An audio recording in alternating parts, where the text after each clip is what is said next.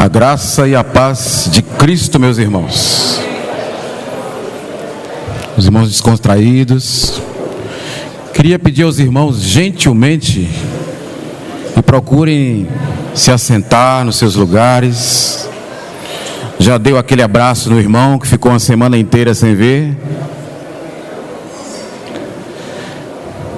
Os irmãos que estão lá fora, por favor, podem se aproximar, para nós termos um instante com a palavra. Amém?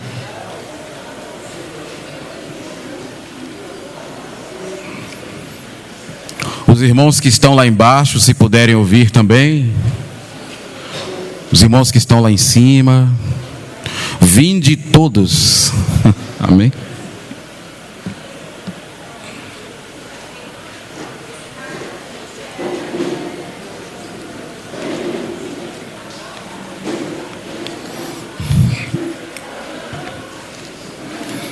Guardar os irmãos se assentarem.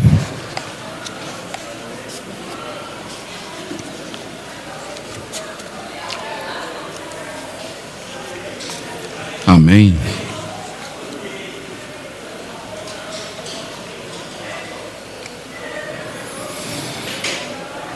Bem.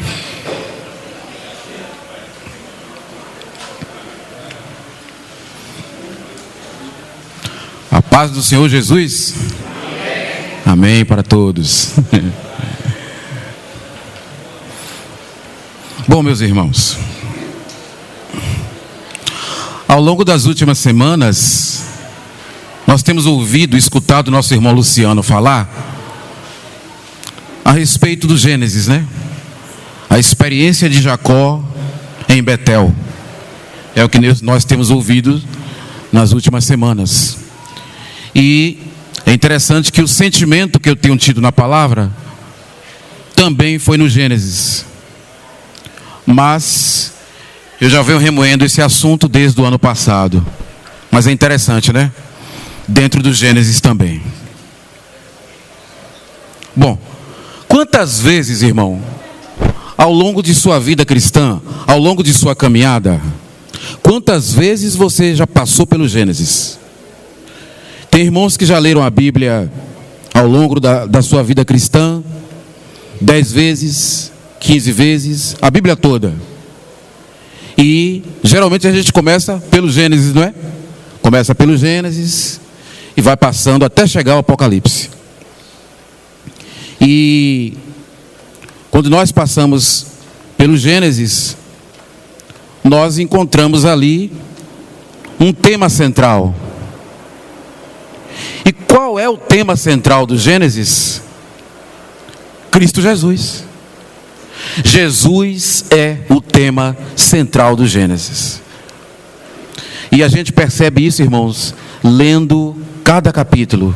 É interessante que a gente vai fazendo a leitura e o Espírito Santo vai nos conduzindo e está falando, apontando, indicando para Cristo Jesus. Eu quero pedir aos irmãos que, por favor, me acompanhem aqui. Eu estou usando o celular, irmãos, porque aqui eu descobri que eu posso botar a letra grandona. E passou dos 50, meus irmãos, a vista já começa a ficar complicada. Então aqui, ó, a letra está grandona, mas é a Bíblia também, viu, irmãos? Aqui é a versão King James, mas você pode acompanhar com a sua aí, que é no papel, impressa. Mas eu vou aqui porque a letra é grandona, está ótima para mim. Tá bom? Bom, no livro de João, me acompanhe, por favor. João 3,16, nós temos uma passagem bíblica que é de conhecimento de qualquer cristão, né, irmãos? João 3,16. Vamos lá? Porque Deus amou o mundo de tal maneira que deu seu Filho unigênito, para que todo aquele que nele crê não pereça, mas tenha vida eterna.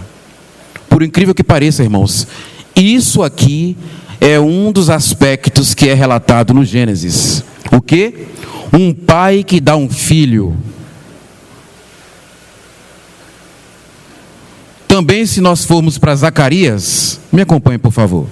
O livro de Zacarias, no capítulo 12. Me acompanhe, por favor.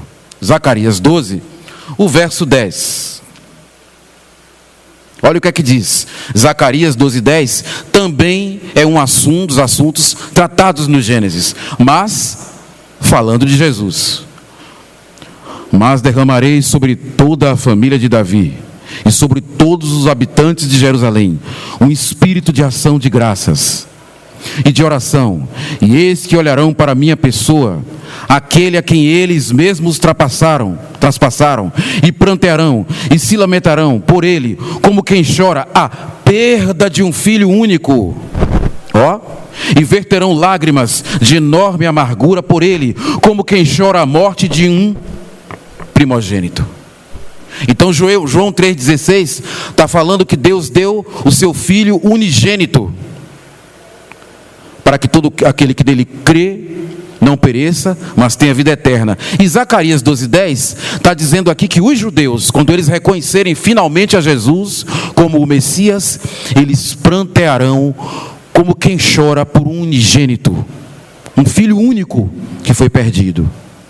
Então, irmãos, esse é um dos aspectos, é um dos assuntos tratados no Gênesis, que os irmãos verão isso, ou vão perceber isso em várias passagens do próprio livro de Gênesis. A perda de um filho. Esse assunto, irmãos, ele é recorrente no livro de Gênesis. Os irmãos querem ver? Até mesmo o faraó do Egito, ele só libertou o povo de Israel quando aconteceu o quê? Quando o filho único do faraó foi executado. Percebeu? Até o faraó do Egito, quando ele perde o seu filho unigênito, ele liberou o povo. Outro que passou pela experiência de perder um filho, Abraão. Os irmãos se lembram que quando Abraão estava dormindo, o Senhor se dirigiu a ele de manhã cedo e disse assim: levanta-te, toma o teu filho Isaque, prepara a lenha e leva ao monte, e lá ele será sacrificado. Irmãos, Abraão ali não sabia de forma alguma que Deus não iria pedir Isaque como sacrifício. Abraão foi cumprir a tarefa mandada por Deus, achando que Isaque ia ser sacrificado. E ali, meus irmãos, Abraão sentiu a dor da perda de um filho. Outro patriarca que sentiu a dor de perder um filho, Jacó. Os irmãos se lembram quando os filhos de Jacó vieram até o pai e disseram assim: olha essa túnica suja de sangue, estopada de sangue, não é a túnica que deste a José? Oh, irmãos, e ali o que foi que Jacó sentiu? A dor da perda de um filho. Reparem que esse assunto no Gênesis sempre aparece. Então, em consonância, em concordância com João 3,16. Outro também aspecto tratando sobre a dor da perda de um filho, que nós podemos ver, deixa eu recorrer aqui a Isaque.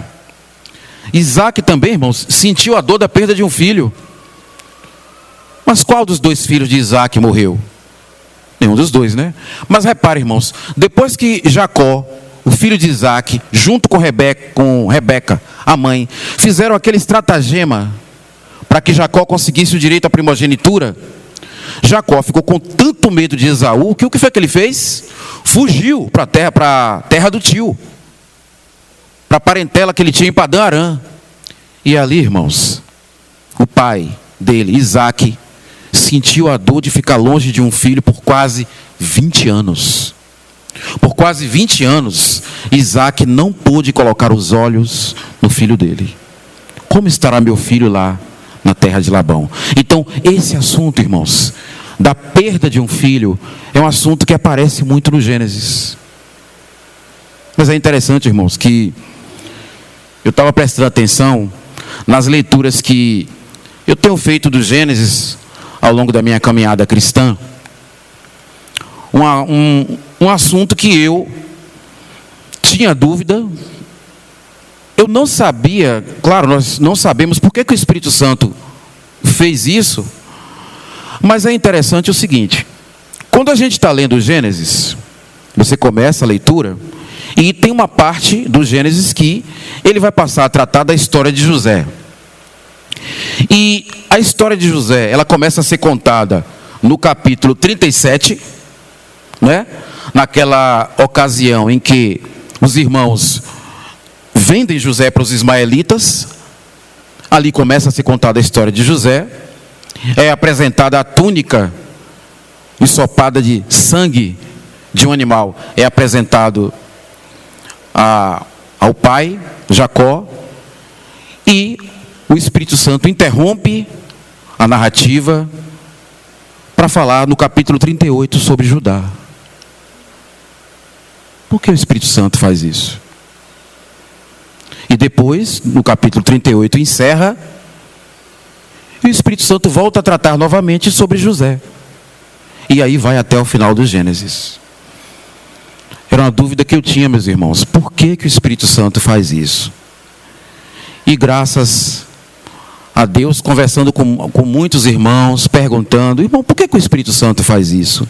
Começa a tratar a história de José, interrompe o capítulo 37, fala o capítulo 38 de Judá, a história de Judá, a situação de Judá, e depois o Espírito Santo volta a tratar de José novamente, e assim vai até o final do livro de Gênesis. Vamos orar?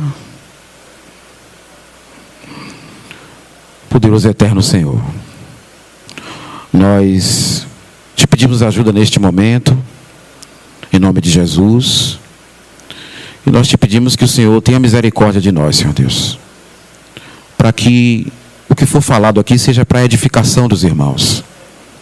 Tu sabes que o vaso é fraco, o vaso é frágil, e a capacidade que nós temos de estragar, Senhor Deus, a tua obra. Por isso nós te pedimos que com o teu sangue o Senhor nos cubra aqui neste momento. Repreenda o inimigo, para que ele não atrapalhe, Senhor Deus. E tem misericórdia também daqueles que escutam, para que possamos ser todos edificados. Ó Deus, nós em nome de Jesus te pedimos por este momento aqui com a palavra, o teu auxílio e a tua ajuda e a tua misericórdia. Amém. Bom, vamos voltar para Gênesis. E o que acontece é o seguinte. Capítulo 38. Esse capítulo 38 a gente vai ficar analisando ele.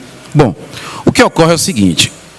O Espírito Santo, ele está tratando de José, interrompe, como nós vimos, e passa a falar sobre Judá. Mas por que Judá tinha essa importância? Qual a importância de Judá em ele ser tratado separadamente no capítulo do Gênesis? Bom, hoje nós sabemos, irmãos, por que Judá teve um tratamento, por assim dizer, em relação aos 12 filhos de Jacó, um tratamento diferenciado. Judá é aquele que deu prosseguimento à linhagem que conduz até o Messias. Então, esse é um dos pontos que a gente pode começar a entender. Por que o Espírito Santo trata de Judá separadamente no capítulo 38? Esse é um dos aspectos. A gente pode ajudar a gente a entender, né? Judá deu prosseguimento à linhagem até o Messias. Mas só que tem uma coisa, irmãos. Por que Judá? Judá, ele era o quarto filho de Jacó com Lia por ordem de nascimento. Por que Judá recebeu a bênção de dar prosseguimento à linha genealógica que conduz até o Messias, até Jesus, e não José? Os irmãos percebem como José, a obra que é feita por José no Egito, era para José ser, no nosso entendimento fraco como humanos, né? Aquele que daria linhagem ao Messias, mas não. Judá. Por que Judá? Bom, irmãos, quem tinha direito a dar prosseguimento à linhagem até o Messias, de acordo com o padrão de Deus, era Rúben. Por quê? Porque Rúben era o primogênito, Rúben era o mais velho, então deveria ser Rúben. Mas não. Vamos lá. Abra, por favor, no livro de Gênesis, do capítulo 35. Me acompanhe, por favor. O capítulo 35, verso 23. Olha só o que é que diz. Verso 23 do Gênesis. Com os filhos com Lia. Por ordem. Rúben, o primogênito de Jacó. Depois, Simeão, Levi e Judá. É o quarto. Depois, Issacar e Zebulon. Ora, Judá era o quarto. Por que ele foi escolhido para dar prosseguimento à linhagem até o Messias, se ele não era o primogênito? Sabe o que aconteceu, irmãos? Os outros 3 primeiros filhos que Jacó teve com Lia foram desqualificados para dar prosseguimento à linhagem do Messias. Mas por quê? Se os irmãos prestarem atenção, aí mesmo no 35, Gênesis 35, veja o verso 22. Olha só. Aqui a gente vai entender por que Rúben se desqualificou para dar prosseguimento à linhagem que conduz até o Messias. Gênesis 35, 22. No tempo em que Israel habitava naquela região, Rúben teve relações sexuais com Bila, concubina de seu pai. Assim que Israel soube disso, ficou muito irado. Ora, os filhos de Jacó foram em número de 12. Rúben se desqualificou para dar prosseguimento à linhagem genealógica que conduziria até o Messias, irmãos, por causa desse fato aqui.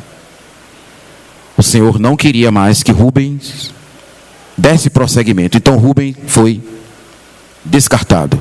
Tinha mais outros 2 irmãos mais velhos do que Judá, em ordem de nascimento. Como é que diz aqui? No verso 23, Simeão e Levi, antes de Judá, não poderiam ser eles? Para dar prosseguimento à linhagem até o Messias?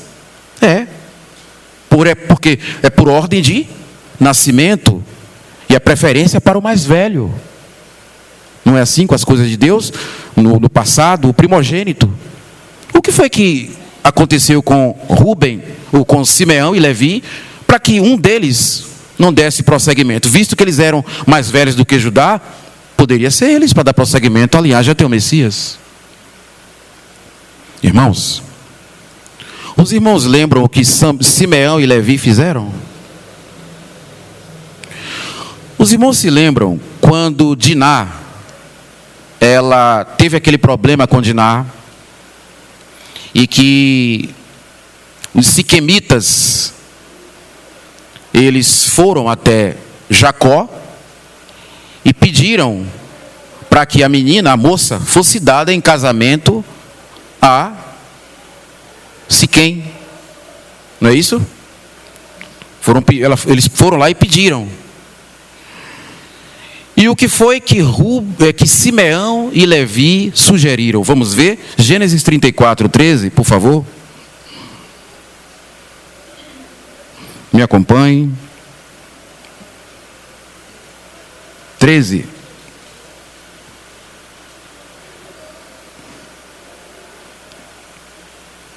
Olha só.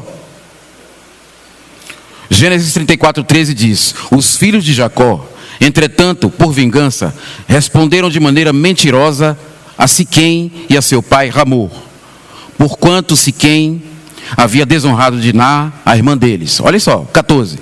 Então eles alegaram: não podemos dar semelhante consentimento, entregar nossa irmã a um homem incircunciso, porque entre nós isso seria uma grande desonra. Não vos daremos permissão, ou não vos daremos nossa irmã, ou nossa permissão, senão com uma condição. Olha só, para os habitantes da cidade: deveis circuncidar-vos como nós, e circuncidar a todos os machos. Ora, irmãos, a circuncisão foi uma ordenança santa dada por Deus a Abraão como sinal entre Deus e Israel, não foi? E a circuncisão, irmãos, ela era apenas para o povo de Israel, só para os judeus. Mas o que foi que eles propuseram aqui? Depois que a irmã deles foi estuprada, ela tinha sido tomada sem ser solicitado antes casamento. Eles sugeriram aos habitantes da cidade que se circuncidassem. Mas o objetivo dessa circuncisão, irmãos, era santo? A proposta que eles fizeram aos siquemitas para que eles se circuncidassem era com o objetivo voltado para o Senhor? Não. Prosseguindo, irmãos, olha aqui, no verso 17: porém, se não nos ouvirdes acerca da circuncisão, tomaremos a nossa filha, no caso Diná, e partiremos. 18: contudo, suas palavras agradaram a Ramor e a Siquém, filho de Ramor. O jovem não demorou em fazer tudo de acordo com o que for orientado, pois estava apaixonado pela filha de Jacó. Ora, ele era o mais considerado de todos da sua família. 20: Ramor e seu filho Siquém foram à porta da cidade e anunciaram aos homens da cidade o que tinha sido proposto, né? Vamos adiantar. Repare só. Pule para o verso 25, por favor. Os habitantes da cidade fizeram a circuncisão conforme tinha sido proposto. E olha no verso 25. Ora, no terceiro dia, quando eles convalesciam, ou seja, ainda se recuperavam das feridas do ato da circuncisão, 2 filhos de Jacó, Simeão e Levi, irmãos de Diná, tomaram cada qual a sua espada com outros homens, com certeza homens do acampamento, e atacaram a cidade desprevenida, matando todos os homens. Oh, irmãos, o objetivo da circuncisão aí foi um objetivo para o Senhor? Não. Eles fizeram isso, irmãos, com o objetivo de matar os siquemitas. Então, Simeão e Levi utilizaram-se da ordenança sagrada, da ordenança santa da circuncisão para objetivos malignos. Não se pode, irmãos, usar a santa lei do Senhor com objetivo maléfico. Não se pode fazer isso. Então, assim como Rúben foi desqualificado para dar prosseguimento à linhagem até o Messias, os outros 2 mais velhos, Simeão e Levi, também foram. Por quê? Porque utilizaram da lei de Deus para um objetivo maligno. Pronto. Esses 3 primeiros filhos de Lia, que eram os mais velhos, foram desqualificados. Ficou quem? O 4, Judá.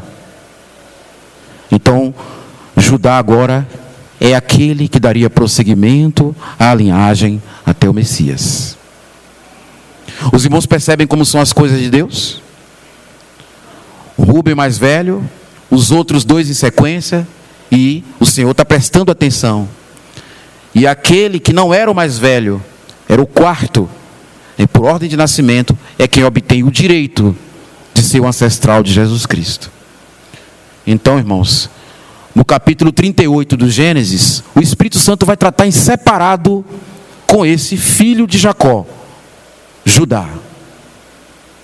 E o que o Espírito Santo faz ali é contar a história de Judá. Conta que ele teve 3 filhos, que ele perdeu 2, e que ele tomou a nora como mulher, e depois encerra. Só isso?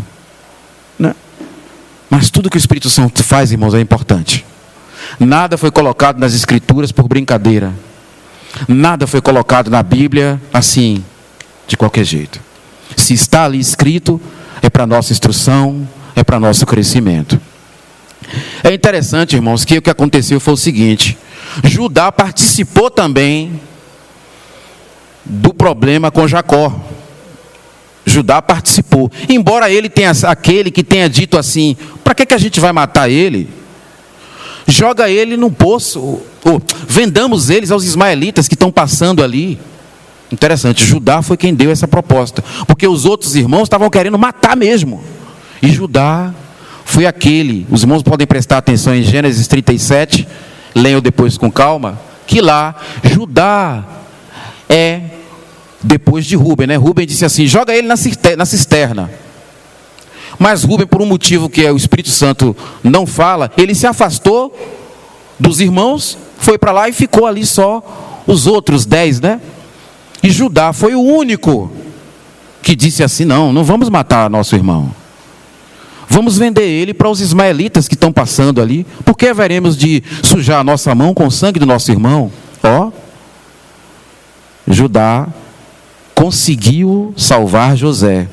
Mas ali, creio eu, irmãos, que foi por inspiração do Espírito Santo que Judá falou aquilo. Só que depois tinha que dar desculpa ao pai.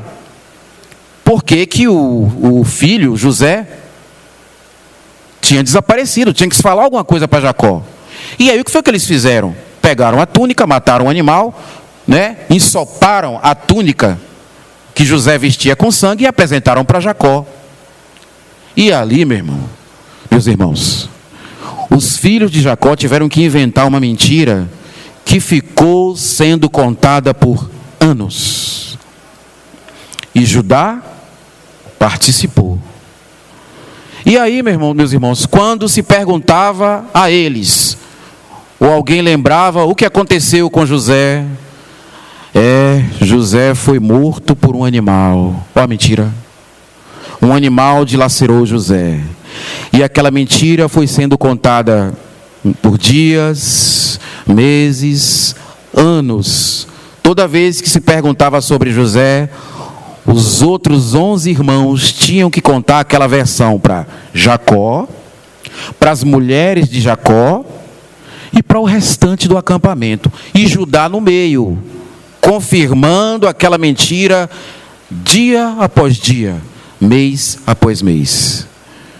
E Judá vendo o sofrimento do pai com um filho perdido. Irmãos, não tem isso escrito no Gênesis. Mas eu acredito, irmãos, que Judá, ele deve ter ficado tão angustiado em estar tendo que confirmar aquela mentira o tempo todo, que sabe o que foi que Judá fez? Veja, por favor, o capítulo 38. Gênesis 38, verso 1. Gênesis 38 diz assim, 38:1. Aconteceu que, nesse tempo, Judá se separou dos irmãos e foi morar na casa de um homem de Adulã, que se chamava Ira. Irmãos, Judá se afastou do acampamento e disse: eu não estou aguentando mais. Isso é eu colocando, irmãos, eu não estou dizendo que isso está escrito aqui. Eu estou aqui elocubrando, é uma conjectura minha, os irmãos me perdoem. Mas ele se afastou do acampamento e foi para longe. E como diz aqui, na casa de um certo homem chamado Adulã. Ele ficou longe daquele problema todo. Eu digo: não quero conta com isso. Eu vou sair daqui. Ficar confirmando o tempo todo com meu pai, com todo mundo, ter que dizer: Jacó foi dilacerado por um animal e tal. Aí Judá se mandou. Foi morar longe. Só que o que acontece é o seguinte, irmãos. Com o Espírito Santo, com o nosso Senhor, quando a gente tem um problema, não adianta fugir dos irmãos. Não adianta fugir da comunhão. Foi isso que Judá fez. É o modo mais fácil, né, irmãos? Se a gente tem um problema na comunhão, se a gente tem um problema com os irmãos, não resolve, e alguns preferem ficar algum tempo longe, pensando que o Espírito Santo não vai tratar. Mas o Espírito Santo trata, irmãos. E aqui, Judá foi confrontado com o assunto. Ou seja, aquela mentira que estava sendo contada. Os outros irmãos de Judá ficaram lá no acampamento, mas Judá, logo quem? Aquele que daria prosseguimento à linhagem até o Messias. Deus não iria deixar de tratar o assunto, especificamente com ele. O assunto que tinha sido, a mentira que tinha sido contada ao pai, não vai ficar assim não. Então, irmãos, serve de alerta para qualquer um de nós, que quando a gente tem um problema com um irmão, ou quando a gente está numa situação de pecado, vou para longe, ou então não aparece mais aqui entre os irmãos. Cadê ele? Cadê ela? Nunca mais veio para a reunião. Tá bom. E aí a gente pensa que o Espírito Santo não vai tratar o assunto. E às vezes o irmão nunca mais apareceu aqui. Quando a gente vai saber, está numa situação assim, assim, assim. Está lá. Mas lá, aonde o irmão estiver, aonde você estiver, Deus nos guarde, o Espírito Santo vai tratar. Não adianta, irmãos, fazer nada escondido, que o Senhor vai tratar com a gente. E a situação de Judá aqui foi essa. Ele foi para longe e olha o que aconteceu com ele. Ele aí foi levar a vida dele normal. Se afastou do acampamento, se afastou do pai. Estou livre. Agora não vou precisar mais ficar reforçando aquela mentira. E foi levar a vida dele normal. O que aconteceu com Judá? Judá casou. Olha aí. Deixa eu voltar aqui. Judá se casou, irmãos. Na terra nova. Chegou lá, olha só. Verso 2. Gênesis 38. Ali. Judá encontrou a filha de um cananeu chamado Suá. Casou-se com ela e a possuiu. Ela concebeu, deu à luz um filho, e o pai o chamou de Er. Judá foi levar a vida dele normal, né? Gente, estou mais lá naquele acampamento, deixa eles lá com aquela mentirada deles lá. Foi levar a vida dele normal. O verso 4, outra vez, concebeu, né, e gerou um filho, e o chamou de Onã. 2 filhos. Vai Judá levando a vida dele. Quando estava em Quezibe, verso 5, quando estava em Quezibe, engravidou novamente sua esposa e teve um outro menino, que chamou de Selá. 3 filhos. Olha lá, Judá tendo a vida dele normal, né? Longe daquele problema. Levando a vidinha dele. Talvez imaginando que, bom, estou aqui Deus não vai me pegar. Está longe. Deus nos guarde, né? Verso 6. Mais tarde, Judá providenciou para seu filho Er, o seu primogênito, uma mulher chamada Tamar. Os filhos cresceram e o mais velho já estava em idade de casar. Irmãos, quanto tempo Judá ficou longe do acampamento, né? Já um dos filhos, o mais velho, já chegou em idade de casar. Verso 7. O Senhor, pois, reprovou severamente as contínuas atitudes perversas de Er, o filho mais velho de Judá, o que ele praticava, e por este motivo o fez morrer. A Bíblia não diz o que esse filho de Judá fazia de mal, mas aqui esse filho de Judá, o mais velho, foi executado, punido pelo Senhor. Judá agora está sentindo o quê? A dor da perda de um filho. Perceberam? A dor que o pai sentiu, que ele ali calado com os irmãos, vendo o pai naquela situação e ele confirmando, foi mesmo, José foi dilacerado por um animal, ele confirmando a dor de Jacó da perda de um filho. Olha Judá aqui sendo confrontado com o assunto. Isso aqui é para nós, irmão. Bom, quando o primeiro filho morreu, o que é que acontece, irmãos? O filho de Judá morreu e a menina ficou viúva. Mas tinha um costume naquela época, que é um costume que para nós parece estranho. Os irmãos já ouviram falar de casamento levirato? Ou casamento de cunhado? É isso que está lá no Gênesis. É um costume que havia no antigo Oriente Médio, quando morria um homem sem ter filhos. O que é que tinha que acontecer de acordo com o casamento levirato ou o casamento de cunhado? O irmão mais velho desse homem tinha que tomar a viúva como mulher e gerar descendência para o seu irmão falecido. Esse costume, irmão, parece estranho para a gente, né? Mas é isso que vigorava no antigo Oriente Médio. Olhem aí, por favor, o verso 8. Gênesis 38:8. Então Judá orientou a Onã. Onã é o segundo. Vai à mulher de teu irmão e cumpre com ela o dever de cunhado. Casa-te com ela e suscita uma posteridade a teu irmão. Esse costume vigorava no antigo Oriente Médio. Para nós, hoje soa estranho. E Judá orientou seu filho a fazer isso quando a lei de Moisés ainda não tinha sido assentada por escrito. Interessante, irmãos, que esse costume do casamento de cunhado, Judá estava aqui colocando em prática e a lei de Moisés ainda não tinha sido escrita. Interessante, né? Mas será que o Senhor aprovava esse costume do casamento de cunhado? Por favor, irmãos, vamos lá no livro de Deuteronômio, no capítulo 25. Me acompanhe, por favor. Gênesis 25:5. O que é que diz? Aqui já é a lei de Moisés, não é? Judá já não estava mais vivo. Olha o que foi que Moisés escreveu. Deuteronômio 25:5. Quando dois irmãos morarem numa vizinhança e um deles morrer sem deixar filhos, a mulher do morto não sairá para casar-se com um estranho à família. O irmão do marido se casará com ela e cumprirá o dever de cunhado. Pronto.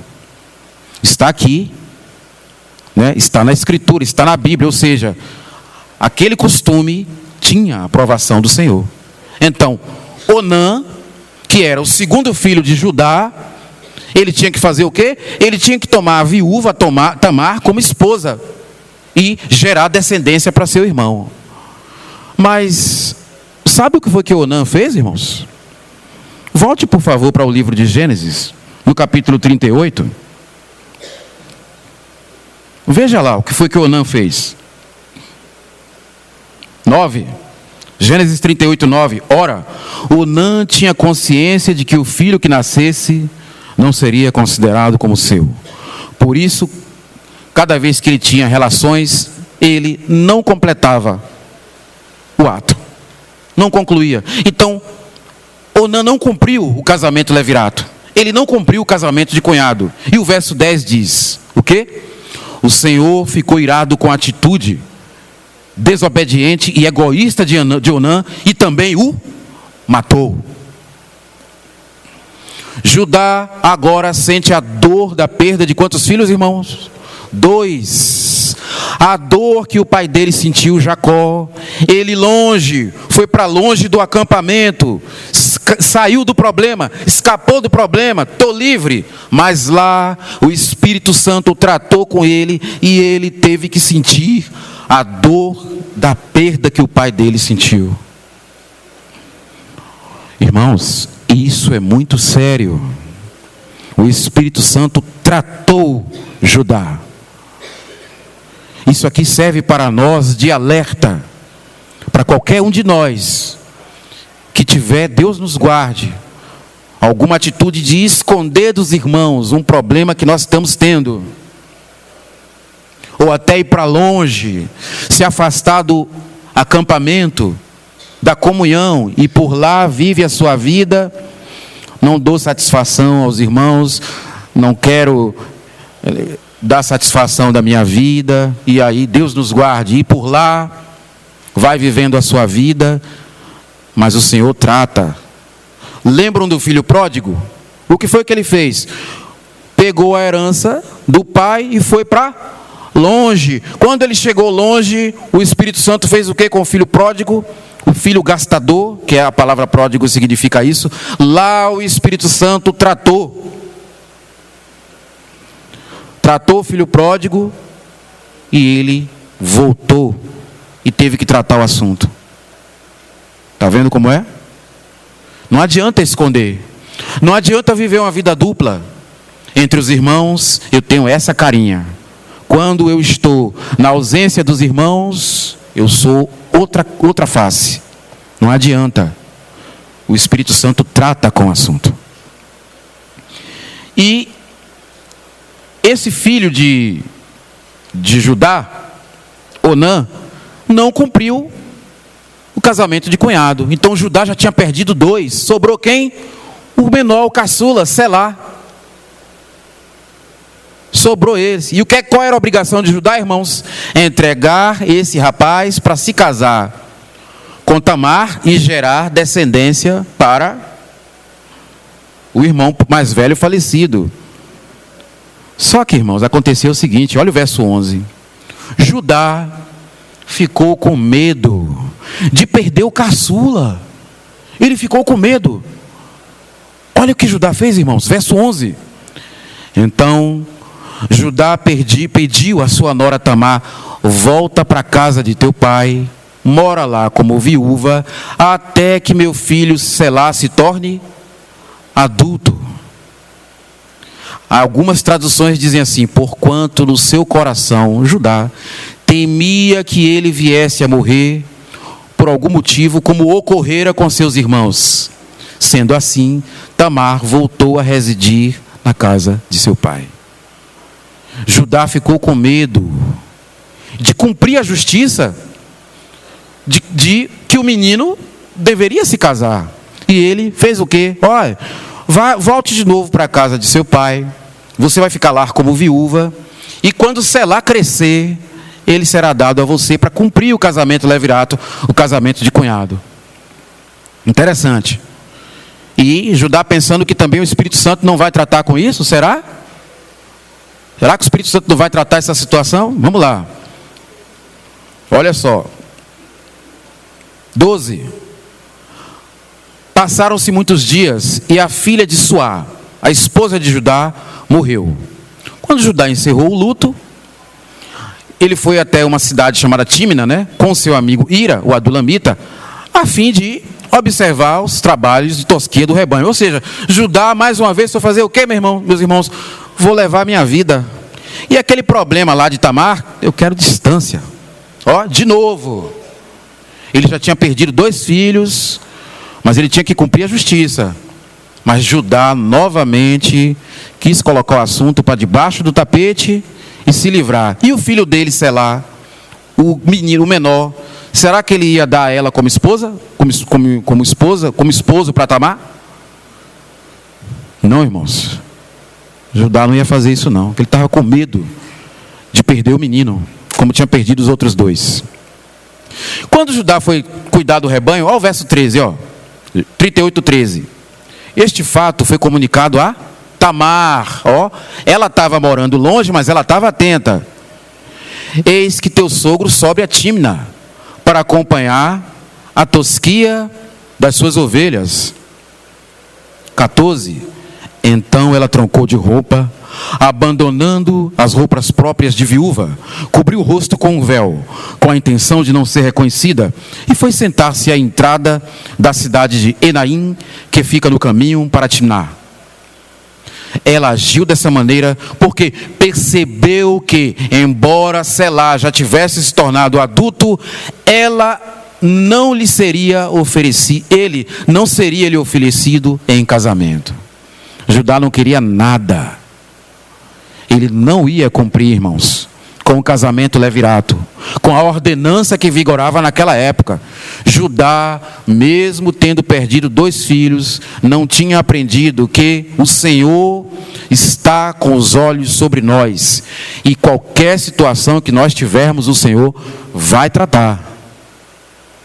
Primeiro, o que foi que aconteceu? O irmão tinha sido, entre aspas, assassinado, entre aspas, e ele fez o quê? Se afastou do acampamento, deixou o problema lá e foi morar numa terra distante. Morando numa terra distante, o Senhor fez o quê? Tratou do assunto. Lembra que seu pai perdeu um filho? Você perde 2. E mesmo tendo perdido 2 filhos, agora já temos um outro problema aqui. Ele perdeu 2 filhos, mas a justiça precisava ser cumprida. A justiça precisava ser preenchida. E olha só, meus irmãos, a armadilha, entre aspas, que Judá caiu. 15. Assim que Judá a avistou, a nora, pensou que fosse uma prostituta, pois ela havia ocultado o seu rosto. 16. Não percebendo que se tratava de sua nora, dirigiu-se a ela à beira da estrada e a convidou: vem, deixa-me possuir-te, porquanto não podia imaginar que aquela fosse a sua própria nora. E a mulher indagou: que me darás em troca para que coabitares comigo? Né? Visto que ela era uma prostituta, ela ia querer paga. 17, ao que ele replicou: eu te mandarei um cabritinho do meu rebanho. Todavia ela retrucou: sim, se me deres um penhor de garantia até que o mandes. Sim, se me deres de penhor, um penhor de garantia até que o mandes. Ou seja, até o cabritinho chegar, que ele ia mandar. Ela queria uma garantia. E aí ele questionou: ora, que garantias você quer que eu deixe? Verso 18. Né? Aparentemente Judá estava sem dinheiro. E a mulher prontamente lhe pediu: o teu selo com o teu cordão e o cajado que seguras. Pronto. E Judá concordou. Né? Então Judá entregou os objetos solicitados e seguiu com ela. Tiveram relações e naquele mesmo dia ele a engravidou. Ela engravidou naquele dia, irmãos. Com aquele único encontro. 19. Tamar retornou para casa, retirou o véu e voltou a colocar a vestimenta de viúva. Verso 19. Mais tarde, aí vem o 20, eu vou adiantar um pouco por causa do tempo. No verso 20, Judá mandou o amigo dele, o colega dele, ir levar o cabritinho para ela. Só que quando chegou lá na cidade, o amigo dele não encontrou ela. Olha, aquela moça prostituta que você deu como garantia os objetos para eu levar o cabritinho, ela não estava lá. E aí Judá disse: ela não está lá, então deixa lá. E ela ficou com os objetos de Judá. E o cabritinho voltou. Pronto. E Judá foi fazer o quê, meus irmãos? Levar a sua vidinha normalmente. Mas o Senhor estava no assunto. O Senhor estava de olho nele. Aí vem o verso 24. Por favor, me acompanhe. Gênesis 38, 24. Passados uns 3 meses, foram levar notícias a Judá. Eis que a tua nora Tamar prostituiu-se e ficou grávida por causa da sua má conduta. Então Judá ordenou: tira para fora de casa e que ela seja queimada viva. Justo, né? Sabe por quê, irmãos? Quem tinha a obrigação de cumprir o casamento levirato não era só os irmãos do falecido, a viúva também. Ela não podia ser entregue a qualquer homem. Se os irmãos lerem, me desculpe fazendo uma interrupção, se os irmãos lerem o livro de Ruth, o livro de Ruth, irmãos, ele trata o tempo todo sobre esse assunto: o casamento e levirato. E o resgatador, que é aquele que tem que tomar a viúva. Lembra no livro de Gênesis? No livro de Gênesis, irmãos, o casamento levirato, ele está sendo tratado, o casamento de cunhado. E Ruth foi a mulher que foi tomada para gerar descendência a o sogro Elimeleque, que tinha morrido. Então, irmãos, esse assunto está lá também, né, no livro de Ruth. Ora, olha como Judá foi justo, irmãos. Mata ela, traga para ela ser queimada. Judá agiu com justiça. No entanto, irmãos, o Senhor estava no assunto. Verso 25.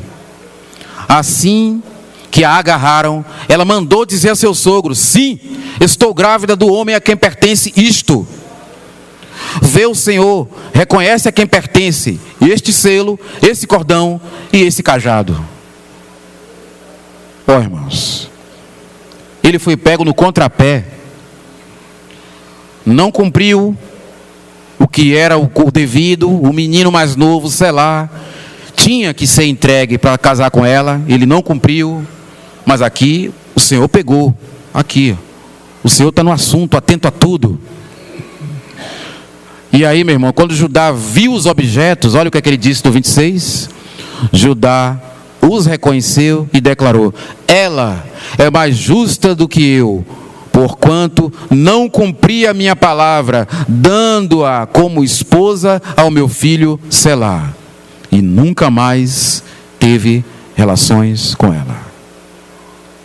Ou seja, ele como sogro, o Senhor, por assim dizer, obrigou, você vai cumprir. Porque, irmãos, sabe quando é que ele ia dar Selá para se casar com ela? Nunca Judá ia dar, irmãos. Ele não ia dar não, porque ele estava com medo.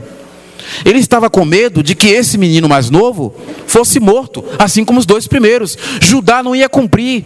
Sabe o que ele ia fazer? Larga ela lá, deixa lá. Aquela mulher dali tem, como é que se chama? Uma maldição. Obrigado, irmão.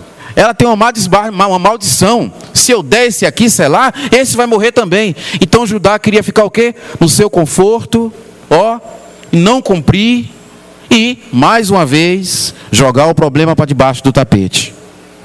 Mas o Senhor estava no assunto. E aí, interessante, irmãos, a descendência do Messias foi provida e providenciada dessa forma. De uma forma embaraçosa, né, irmãos? Uma maneira um tanto caótica, mas a palavra de Deus foi cumprida. Então Judá, ele tinha que dar prosseguimento à linhagem do Messias.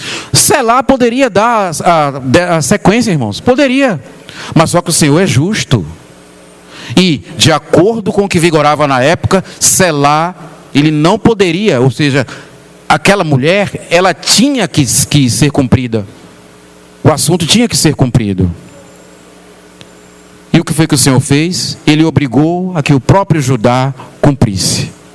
Depois disso, irmãos, sabe o que acontece? Depois que ele perde 2 filhos, depois que o Senhor pega ele nessa armadilha, sabe o que Judá faz? Volta para o acampamento. Aprendeu. Ele aí voltou a ficar de novo com Jacó, com a família, com o pai e com seus irmãos. Mas ele foi tratado. Isso, irmãos, serve para todos nós como alerta. Qualquer um de nós nos comportemos na congregação e na rua com o mesmo rosto. Não jogue para debaixo do tapete um assunto. Vá a um irmão ou irmã mais madura, ou então ao presbitério, e peça ajuda. Não jogue para debaixo do tapete, não. Não faça isso. Aqui está a prova de que o Senhor trata. E não adianta ir para longe. Lá no livro de Amós, eu não vou ler aqui por causa do tempo. No livro de Amós, capítulo 9, verso 2. Eu não vou ler por causa do tempo. Diz que embora subam até o céu, o mais alto, lá eu o pegarei. Embora desçam até a profundeza do oceano, lá ele dará uma ordem à serpente. Amós 9:2. Anote aí, depois o irmão consulte. E embora cave até o chão, um bunker, né? Cave até o chão, lá eu os encontrarei. Então o Senhor, ele nos acha, meu irmão, onde nós estivermos. Amém? Vamos orar. Ó poderoso Senhor, em nome de Jesus, nós te pedimos, Senhor Deus, que a tua palavra nos impressione. E que o Senhor, por favor, Senhor Deus, nos faz nos lembrar sempre que o Senhor está com seus olhos atentos a nós. E que nós devemos ser verdadeiros, justos, aonde quer que formos. Que nós não podemos ter duas caras. Nos lembra sempre, Senhor Deus, no trabalho, na vizinhança, na escola, na faculdade, no ônibus, aonde nós estivermos, nós nos comportarmos de acordo, Senhor Deus, com a mente de Cristo. Nos ajuda e nos auxilia em nome do Senhor Jesus. Irmãos, tem mais um aspecto sobre Judá que eu quero tratar com os irmãos, mas o tempo não permite. E se Deus permitir, na semana que vem, se for da permissão do Senhor, a gente fala mais sobre esse assunto. Amém?